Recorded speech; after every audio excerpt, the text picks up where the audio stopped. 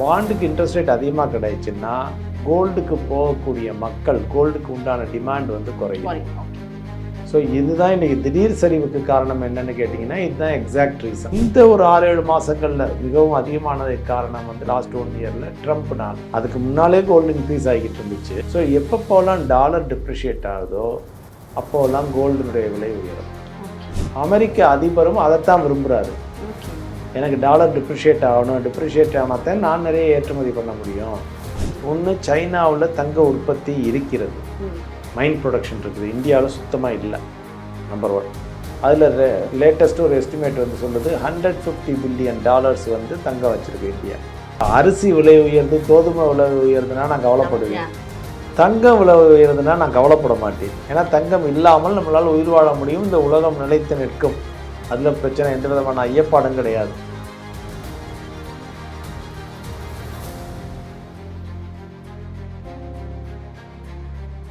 Hello all, this is Madhumitha from dear man. இன்னைக்கு நம்ம கூட எக்கனாமிஸ்ட் சொக்கலிங்க பழனியப்பன் அவர்கள் ஜாயின் பண்ணியிருக்காங்க. சார் வணக்கம். சார் வணக்கம். வணக்கம். எப்படி சார் இருக்கீங்க? நல்லா இருக்கேன், நல்லா இருக்கேன்.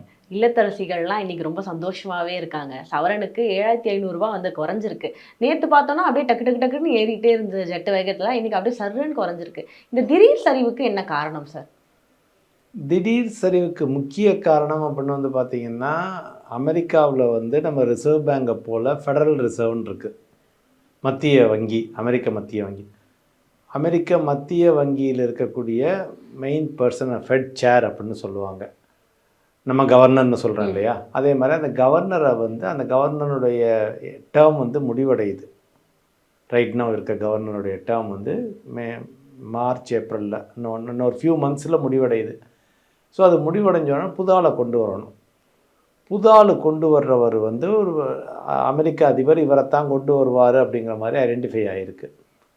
அந்த வரக்கூடிய நபர் எப்படின்னா வட்டியை குறைக்க மாட்டார். அவருடைய பாஸ்ட் ஹிஸ்ட்ரியை வச்சு பார்த்தா வட்டியை அவ்வளோ இலகுவாக குறைக்க மாட்டார். ஸோ வட்டியை அவர் ஒருவேளை குறைக்காமல் இருந்தார்னா இன்ட்ரெஸ்ட் ரேட்டு பாண்டுக்கு அதிகமாக கிடைக்கும். பாண்டுக்கு இன்ட்ரெஸ்ட் ரேட் அதிகமாக கிடைச்சுன்னா கோல்டுக்கு போகக்கூடிய மக்கள் கோல்டுக்கு உண்டான டிமாண்ட் வந்து குறையும். ஸோ இதுதான் இன்றைக்கி திடீர் சரிவுக்கு காரணம் என்னென்னு கேட்டிங்கன்னா இதுதான் எக்ஸாக்ட் ரீசன். ஸோ வரப்போகிற கவர்னர் வந்து ஐடென்டிஃபை பண்ணியாச்சு, அவர் இன்ட்ரெஸ்ட் ரேட்டை மோஸ்ட்லி குறைக்க மாட்டார். குறைக்கலைன்னா நமக்கு கோல்டு டிமாண்டு குறைஞ்சிடும், அது இப்போவே விற்றுருவோம், ஹை ப்ரைஸில் இருக்குது விற்றுருவோம் அப்படின்னு சொல்லிட்டு இது ஒரு முக்கிய காரணம். அதுதான் ஃபண்டமெண்டல் ரீசன்.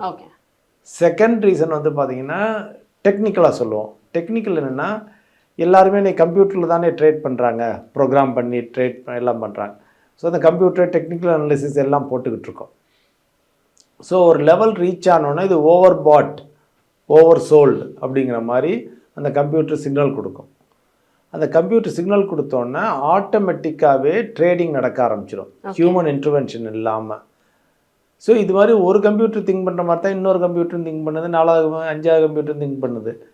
ஸோ இது சிங்க்ரனைஸ்டு ட்ரேடுங்கிற மாதிரி ஒரு 6-7 பேர் பெரிய இன்வெஸ்டர்ஸ், 6-7 பேரோ ஆயிரக்கணக்கான பேரோ நமக்கு தெரியாது, அவங்க எல்லாம் ஒரே டயத்தில் சேல், ஏன்னா கம்ப்யூட்டர் சொல்லுது அப்படின்னு சொல்லிட்டு ஒரே டயத்தில் சேல் மார்க்கெட்டில் ஹிட் ஆகையில், செல் பட்டனை ப்ரெஸ் பண்ணையில் ஆட்டோமேட்டிக்காக உங்களுக்கு வந்து படன்னு சப்ளை அதிகமாகுது. சப்ளை அதிகமாகவும் இங்கே டிமாண்ட் எப்பவும் போல தான் இருக்கும். சப்ளை அதிகமாகவும் உடனே டப்புன்னு விலை இறங்குது. That is also A reason. Okay, நான் முன்னாடி சொன்ன மாதிரி இல்லத்தரசிகள்லாம் சந்தோஷமாக இருக்காங்க. இன்னும் 2-3 நாள் பார்ப்போம், இன்னும் கொஞ்சம் குறைஞ்சிச்சுன்னா உடனே போய் நம்ம போய் தங்கம் வாங்கி வச்சுருவோம், நம்மளுக்கு ஒரு பெரிய இதுதான் இது அப்படின்றாங்க. அதை தொடர்ந்து குறையிறதுக்கு வாய்ப்பு இருக்கா இல்லை எப்படி சார்? சரி, நீண்ட காலத்தில் வந்து இன்றைக்கி உள்ள சூழ்நிலையில் தங்கம் வந்து ஏறுமுகமாக தான் இருக்கும். அது எந்த அளவுக்கு ஏறுது எந்த அளவுக்கு இறங்குதுங்கிறது வேணால் கொஷின். ஸோ இன் ஜென்ரல் வந்து இப்போ அது ஒரு நிச்சயமற்ற தன்மை நிலவுறதுனாலையும், அமெரிக்காவை ட்ரேட் வாரை கிளப்பி இருக்கிறதுனாலையும், டாலர் மேலே இருந்த நம்பிக்கை உலக நாடுகளை அனைத்தும் இழந்து விட்டன. அதனாலையும் கோல்டுக்கு மவுசு கூடிருச்சு. ஸோ கிட்டத்தட்ட 3500-3600 டன் தான் புதிய கோல்டு வருஷத்துக்கு உலக நாடுகள் அனைத்தும் சேர்ந்து தயாரிக்கின்றன, மைன்லேருந்து எடுக்கிறாங்க. அது வந்து ஏற்கனவே மக்கள் வாங்கிட்டு இருந்தாங்க. சாதாரண மக்கள் எல்லாருமே போய் நீங்களும் நானும் வாங்கிட்டு இருந்தோம் 1 கிராம் 2 கிராம்னு அந்த 3600 டன்னு 500 டன்னு. இப்போ வந்து அரசாங்கங்கள் வந்து பார்த்தீங்கன்னா லாஸ்ட் இயர் மட்டும் பார்த்தீங்கன்னா 1000 டன் வாங்கியிருக்காங்க. அப்ராக்சிமேட்டாக வருஷத்துக்கு ஒரு 1000 டன் வாங்கிட்டு இருக்காங்க. அப்போ மக்கள் வாங்குறதுக்கு ஒரு 1000 டன் குறைஞ்சிருச்சு. ஓகே. ஸோ ஒரு புது நபர் வந்து சந்தைக்குள்ளே நுழையவும், ஒரு நபர் இல்லை 10 நபர் 20 நபர் அவங்க இப்போ சென்ட்ரல் பேங்க்ஸ் மத்திய ரிசர்வ் வங்கிகள் உள்ள நுழையவும் டிமாண்ட் அதிகமாகிடுச்சு. இதுதான் கொஞ்ச காலமாக போய்கிட்டு இருக்கு. இப்போ இந்த ஒரு 6-7 மாதங்களில் மிகவும் அதிகமானதுக்கு காரணம் வந்து லாஸ்ட் 1 இயரில் ட்ரம்ப்னால். அதுக்கு முன்னாலே கோல்டு இன்க்ரீஸ் ஆகிக்கிட்டு இருந்துச்சு. ஏன்னா கோல்டுக்கு மேலே இருந்த அமெரிக்கா மேலே இருந்த நம்பிக்கை மக்கள் இழந்துட்டாங்க. மக்கள் மட்டுமல்ல, நாடுகள் இழந்து விட்டன. முக்கியமாக மத்திய ரிசர்வ் வங்கிகள் இழந்து விட்டன. ஏன்னா ரஷ்யாவினுடைய கடனை அமெரிக்க அரசாங்கம் ஜப்தி பண்ணுச்சு. அதுலேருந்து தான் இந்த கோல்டே ஏற ஆரம்பிச்சிச்சு. So that is the main reason. இப்போ ட்ரம்ப் வந்து ட்ரேடு வார் அன்சர்டன்ட்டி பண்ணோம். அது தேர்டு வந்து பார்த்திங்கன்னா டாலர் வந்து டிப்ரிஷியேட் ஆகிட்டு இருக்கு. இந்தியாவில் டாலர் அப்ரிசியேஷன் இந்திய ரூபாய்க்கு எதிராக. ஆனால் உலக நாடுகள் பல நாடுகளில் வந்து டாலர் வந்து டிப்ரிஷியேட் ஆகுது. ஸ்வீடிஷ் க்ரோனர் அது மாதிரி பல கரன்சிஸ் நம்ம சொல்லலாம். ஸோ அதுக்கு ஈவன் ஈரோ கூட இஃப் ஐம் ரைட். ஸோ பல கரன்சிஸ்க்கு எகெயின்ஸ்டாக வந்து டாலர் வந்து டிப்ரிஷியேட் ஆகிடுச்சு. இன்னமும் ஃபர்தராக டிப்ரிஷியேட் ஆகும், மதிப்பு குறைக்கப்படும்னு எதிர்பார்க்கப்படுகிறது. இந்தியாவெல்லாம் ஒரு அப்ராக்சிமேட்டாக இந்தியன் எக்கனாமிஸ்ட் சொல்கிறனா ஒரு 35% வரைக்கும் டாலர் டிப்ரிசியேஷன் இருக்குங்கிறாங்க. சில நாடுகளில் ஆல்ரெடி 20% டாலர் டிப்ரிஷியேட் ஆயிடுச்சு. ஸோ எப்பப்போலாம் டாலர் டிப்ரிஷியேட் ஆகுதோ அப்போல்லாம் கோல்டினுடைய விலை உயரும். Okay. So dollar depreciation is also a reason. Accept இந்தியாவை தவிர்த்து பல நாடுகளில் வந்து டாலர் வந்து டிப்ரிசியேஷன். அதே சமயத்தில் அமெரிக்க அதிபரும் அதைத்தான் விரும்புகிறாரு. ஓகே. எனக்கு டாலர் டிப்ரிஷியேட் ஆகணும், டிப்ரிஷியேட் ஆனாதான் நான் நிறைய ஏற்றுமதி பண்ண முடியும். சீனா எப்படி டாலர் அவங்களுடைய கரன்சியை டிப்ரிஷியேட் பண்ணி ஏற்றுமதி பண்ணதில்லை, அது மாதிரி நானும் நிறைய ஏற்றுமதி பண்ணணும், எனக்கு டாலர் டிப்ரிஷியேட் ஆகிறதுன்னா ரொம்ப சந்தோஷங்கிறாரு. ஸோ உலக நாடுகள் டாலர் வந்து ஒர்த்தில்லை அப்படிங்கிறத சொல்கிறாங்க. அமெரிக்க அதிபர் என்ன ஒர்த்தில்லாமல் போகிறது எனக்கு சந்தோஷங்கிறாரு. அப்போ ரெண்டுமே ஒன்று சேருது. அப்படிங்கையில் கோல்டு ஏறுது. அதுதான் டாலர் டிப்ரிசியேஷன்னா கோல்டு ஏறும், டாலர் அப்ரிசியேஷன்னா கோல்டு ஏறுங்க. ஓகே. இப்போ எந்த வீடியோஸ் எந்த சோஷியல் மீடியா ஓப்பன் பண்ணி பார்த்தாலுமே எல்லாரும் சொல்லக்கூடிய ஒரு காமனான விஷயம் என்னன்னா, சைனா வந்து அவ்வளோ கோல்டு வச்சிருக்கு, சைனா வந்துட்டு வெளியிட்டானா கோல்டு விலையெல்லாம் ஒன்றுமே இல்லாமல் போயிடும் அப்படின்றாங்க. இது ஒரு பக்கம் இருந்தாலும் காமனாக நம்ம வந்து ட்ராவல் பண்ணும்போது பொதுமக்களே பேசிக்கிறது அதுவாக தான் இருக்குது. சைனா எதுவும் அவ்வளோ தங்கம் வச்சிருக்கானா, எதுக்கு வச்சிருக்கான்னு தெரியல, அதை விட்டானா தங்கம் விலையெல்லாம் ஒன்றும் இல்லாமல் போயிடுவான் அப்படின்றாங்க. இது உண்மைதானா? எதனால சைனா கிட்ட அவ்வளோ தங்கம் அவங்க பதுக்கி வச்சிருக்காங்க சார்? நான் பதுக்கின்னு சொல்ல முடியாது. இப்போ ப்ராப்ளி நம்ம நாட்டில் அதை விட அதிகமாக இருக்கலாம். அது கவர்மெண்ட்டுக்கிட்ட அங்கே அதிகமாக இருக்கலாம், இங்கே வந்து மக்கள்கிட்ட அதிகமாக இருக்குது. இந்தியாவில் ஒரு எஸ்டிமேட் வந்து இந்தியாவில் மட்டும் மக்கள் வச்சுருக்கிறது மட்டும் பழைய எஸ்டிமேட்டு கிட்டத்தட்ட 25,000 to 30,000 டன்னுன்னு சொல்லுது. 25,000 to 30,000 டன்னு. வேறஸ் மைன் ப்ரொடக்ஷன் பர் இயரே வந்து 3,000-3,500 டன் தான் சொல்கிறோம். ஸோ நம்ம ஒரு 8 வருஷ ப்ரொடக்ஷனை நம்ம வச்சுருக்கோம். 8 வருஷம் 10 வருஷம் ப்ரொடக்ஷனை இந்தியாவில் வச்சுருக்கோம். இதெல்லாம் ஒரு எஸ்டிமேட்னு வச்சுங்களேன். ஸோ இப்போ ஒன்று சைனாவில் தங்க உற்பத்தி இருக்கிறது, மைன் ப்ரொடக்ஷன் இருக்குது, இந்தியாவில் சுத்தமாக இல்லை. நம்பர் 1. நம்பர் 2 வந்து இப்போ சைனாவுடைய மெயின் எய்ம் என்ன அப்படின்னு வந்து பார்த்திங்கன்னா, I want to be the boss. வந்து ஒரு காலத்தில் வந்து இன்னும் ரொம்ப பழைய காலங்கள் எடுத்துக்கிட்டிங்கன்னா யூகே, இங்கிலாந்து நம்பர் 1 இருந்துச்சு, ஃப்ரான்ஸ் நம்பர் 1 இருந்துச்சு, ஜெர்மனி நம்பர் 1 இருந்தது, ஸ்பெயின் நம்பர் 1 இருந்துச்சு. உலகத்தை ஆண்டாங்க. இவங்க எல்லாருமே உலகத்தை ஆண்டாங்க. ஈவன் போர்ச்சுகல் கூட அவங்க உலகத்தை ஆண்டாங்க. நம்ம ஊர்லேயே போர்ச்சுகீஸ் எல்லாம் எடுத்த நாடுகளை ஆண்டாங்க. ஸோ அதுக்கப்புறம் வந்து கடைசியாக வந்து அமெரிக்கா ஆண்டுக்கிட்டு இருந்துச்சு. அமெரிக்கா யூஎஸ்எஸ்ஆர் பைப்போலார் வேர்ல்டுன்னு சொல்லுவோம், அப்போ இருந்தாங்க. இப்போ யூஎஸ்எஸ்ஆர் போயாச்சு. ஸோ அப்போ யூனிபோலார் வேர்ல்டு, அமெரிக்கா மட்டும் தனியாக தான் தான் பாஸ்ன்ற. இப்போ சைனா என்ன சொல்கிறாங்க, நான் பாஸ் ஆகணும் அப்படிங்கிறது தான் அவங்களுடைய. நான் ஒரு நான் போல என்கிட்ட எல்லாமே இருக்குது. ஸோ அவங்களுக்கு நான் உலகத்தில் நான் ஒரு பெரிய நாடு, மக்கள் தொகை பெருசு, இப்போ நான் எல்லாத்துலேயுமே நல்ல சக்தி வாய்ந்தவங்களாக வந்துட்டேன் அப்படின்னு சொல்லி சைனா சொல்லிக்கிட்டு. ஸோ அப்படிங்கையில் வந்து அவங்க என்ன பார்க்குறாங்க, நான் இது வரைக்கும் அமெரிக்காவுக்கே கடன் கொடுத்துக்கிட்டு இருந்தேன், எக்கச்சக்கமான கடன் கொடுத்துட்டேன். ஆனால் அமெரிக்க அதிபர் வந்து நான் என்னோடய டாலரை வந்து டிப்ரிஷியேட் பண்ணுவோங்கிறார். அப்போ வந்து இவங்க கொடுத்த கடன்லாம் ஒர்த்து இல்லாமல் போகும். அப்போ வந்து நான் என்ன பண்ணுறேன், டாலர் பாண்டுகளை விற்றுறேன், அமெரிக்க அரசாங்க பாண்டுகளை நான் விற்கிறேன், விற்றுட்டு நான் தங்கமாக வாங்குறேன். அப்போ அவங்க வந்து அவங்க மைண்ட் ப்ரொடக்ஷன் அவங்ககிட்ட இருக்குது அப்படிங்கிறதுனால இங்கே உற்பத்தி பண்ணுறலாம் வெளியில் போக வேண்டாம், நானே வாங்கிக்கிறேன், என்ன ரேட்னாலும் நான் வாங்கிக்கிறோன்னு சொல்லி வாங்க ஆரம்பிக்கலாம். அது ஏன்னா சைனா வந்து கம்யூனிஸ்ட் கவர்மெண்ட்டு, அவங்க நினச்சதை செய்ய முடியும், இந்தியா மாதிரி நாடல்ல. ஸோ இப்போ அதனால வந்து இப்போ அவங்க அரசாங்கம் வந்து அதில் அதிகமாக கான்சென்ட்ரேட் பண்ணுறாங்க தங்கம் வாங்குறதில்ல. இந்திய அரசாங்கமும் கடந்த சில வருடங்களாகவே தங்கத்தை ஆட் பண்ணிக்கிட்டு இருக்காங்க. இப்போ கிட்டத்தட்ட $700 பில்லியன் நம்மகிட்ட ரிசர்வ் இருக்குது. அதில் லேட்டஸ்ட் ஒரு எஸ்டிமேட் வந்து சொல்லுது $150 பில்லியன் வந்து தங்கம் வச்சுருக்கு இந்தியா. மீதி $550 பில்லியன் தான் வந்து உங்களுக்கு கரன்சிஸ் அண்ட் அதர் ஐட்டங்களில் இருக்குது. ஸோ இந்தியா ஓவரால் இந்திய மத்திய ரிசர்வ் வங்கி ஆர்பிஐனுடைய சர்ப்ளஸில் வந்து கிட்டத்தட்ட 15-16% கோல்டு வந்துருச்சு. ஒரு காலத்தில் 7-8% கூட இல்லை, இப்போ அப்படியே டபுள் ஆயிருச்சு.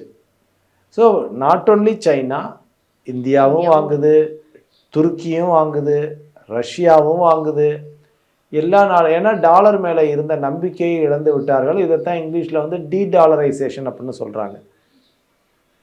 ஸோ நான் டாலர்லேயே வச்சுக்கல, இனிமேல் எனக்கு பயமாக இருக்குது. ஒரு சிம்பிள் உதாரணம் வந்து, ஒரு நபர் வந்து ஃபிக்ஸட் டெபாசிட்டு தன்னுடைய ஆஸ்தியை பூரா ஃபிக்ஸட் டெபாசிட்டாக போட்டு வச்சுருக்காருன்னு வாங்கி ஒரு எக்ஸாம்பிளுக்கு சொல்கிறேன், இந்தியாவில். ஸோ அவருக்கு வந்து ஒரு 1 or 2 பேங்க் இந்தியாவில் கவுருதுன்னு தெரிய வருது. மகாராஷ்டிராவிலாம் அடிக்கடி கோஆப்ரேட்டிவ் பேங்க்லாம் கவுந்துக்கிட்டு இருக்கோம். ஸோ கவுருதுன்னு தெரிய வருது. ஆகா நீ கவுருதே, என் பணம் பூரா போயிருமே, நான் எல்லாத்தையும் இங்கேயில் வச்சுருக்கேன், கொஞ்சம் பணத்தை எடு, ஃபிக்ஸட் டெபாசிட்டை உட, கொஞ்சம் லேண்டை வாங்கு, கொஞ்சம் தங்கத்தை வாங்கு, கொஞ்சம் வெள்ளியை வாங்கு, கொஞ்சம் மியூச்சுவல் ஃபண்டை வாங்கு, ஸ்டாக்கை வாங்குன்னு பரவலாக்குறாங்க இல்லையா? அந்த வேலை தான் இப்போ நடந்துக்கிட்டு இருக்கு. இது வரைக்கும் நான் டாலர்லேயே வச்சுக்கிட்டு இருந்தேன் என்னுடைய பூரா உபரியை பூரா சேவிங்ஸை பூரா நாடுகள். இப்போ நீ டாலரை இனிமேல் எங்களால் நம்பிக்கைக்கு உகந்ததாக இல்லை, அதனால நாங்கள் அதை விட்டு வெளியில் வர்றோம். கிராஜுவலாக ஃபுல்லாகவும் வெளியில் வர முடியாது, கிராஜுவலாக வெளியில் வந்து நாங்கள் தங்கத்தை வாங்கிக்கிறோன்னு வாங்கிட்டு இருக்காங்க. ஓகே. பொதுவாக பெண்கள் கிட்ட இருக்க ஒரு பழக்கம் என்னன்னா வந்துட்டு, தங்கம் வந்து கொஞ்சம் லைட்டாக கம்மியானாலே ஹஸ்பண்டில் வந்து டார்ச்சர் பண்ணி இப்போ நம்ம வாங்கணும், கம்மியாயிடுச்சு வாங்கணும் அப்படின்னு சொல்லி டார்ச்சர் பண்ணுவாங்க. ஸோ இந்த குறைவு வந்து தற்காலிக குறைவு தானா, இல்லைனா இன்னும் போக போகிற காலங்களில் குறையுமா? நம்ம இப்போ தங்கம் வாங்குறது சரியான விஷயம் தானா சார்? சரி, இப்போ தேவையை பொறுத்து இருக்குது. இப்போ மக்களுக்கு வந்து தேவை இருக்கிறது அப்படின்னா வாங்கித்தான் ஆகணும், வேறு வழி இல்லை. ஓகே, இன்றைக்கி 500 விழுந்திருக்கு, போயிட்டு வாருன்னு கிராமுக்கு 500 விழுந்திருக்கு, 600 விழுந்துருக்கு, வாங்கிக்கங்க, நான் நத்திங்கிறான். இப்போ அதே சமயம் வந்து எனக்கு ஒரு 10 வருஷம் கழிச்சு தேவைப்படுது தங்கம். எனக்கு இப்போ பாப்பா பையனோ பொண்ணோ சின்னமாக இருக்காங்க, அவங்க மேரேஜ் போது எனக்கு தேவைப்படும், இன்னொரு 10-15 வருஷம் டைம் இருக்குன்னா இப்போ போய் கோல்டு அவசரப்பட்டு வாங்க வேண்டாம்.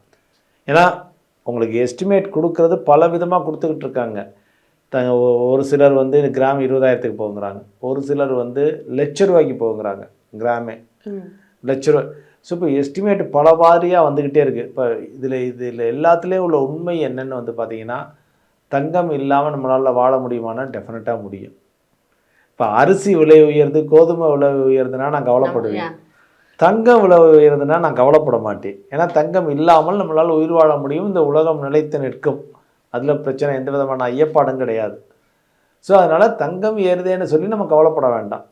என்ன இப்போ பொண்ணுக்கோ பையனுக்கோ குழந்தைக்கோ பேர குழந்தைக்கோ கொடுக்குறத நீங்கள் கொஞ்சம் குறைச்சிக்க போகிறீங்க. தங்கத்தை கொடுக்குறதுக்கு போல் மியூச்சுவல் ஃபண்டை கொடுங்க, ஷேரை கொடுங்க, வேறு ஐட்டங்களை கொடுங்க, வாங்க முடியாது. ஏன்னா இப்போ நிறைய பேருக்கு எட்டாக்கனியாக ஆகிவிட்டது.